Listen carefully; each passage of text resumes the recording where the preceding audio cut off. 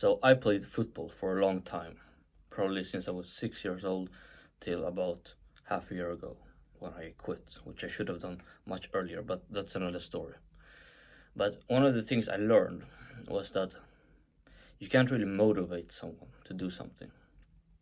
So in the breaks, our trainer or coach would spend more time trying to motivate us, saying like, you don't look like you want to be here, who really wants this?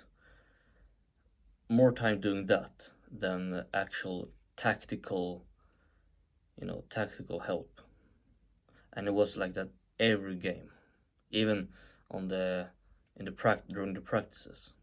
That was like the thing that we heard a million times, and it never really changed anything. And when I think back on it, I realized that you can't motivate another person by just talking to them, and you can maybe motivate someone by showing something to them, but usually there has to be a very to for someone to go from not motivated to motivated or not driven to driven. There has to be a very, let's say, traumatizing experience or traumatic experience, and I mean it could be a breakup or a rejection. It can be someone who died, like the father died.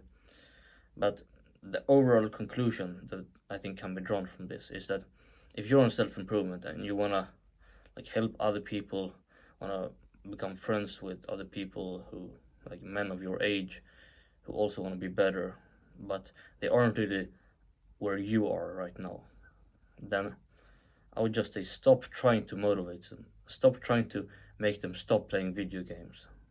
Stop trying to make them work out harder or work on themselves or learn to speak better or anything like that. Stop trying to do that. It's just a waste of your time, and I've done this mistake. So I've made this mistake so many times. I've seen like some glimpse of something good in a person, and I've just assumed that I can sort of wake up something within them and make them like bring them onto self-improvement like I am, and it never ever worked.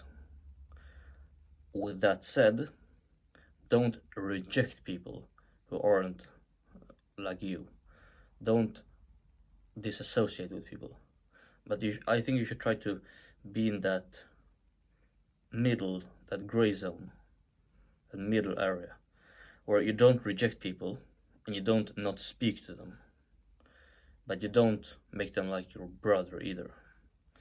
You have them as your friend, and you sort of not use them per se, but you both use each other for like mutual transactions, so to speak, to introduce yourselves to others, to get a more vibrant social circle, and to just help each other in all sorts of ways. But don't try to motivate people like that. It will just hurt you more than it will help them.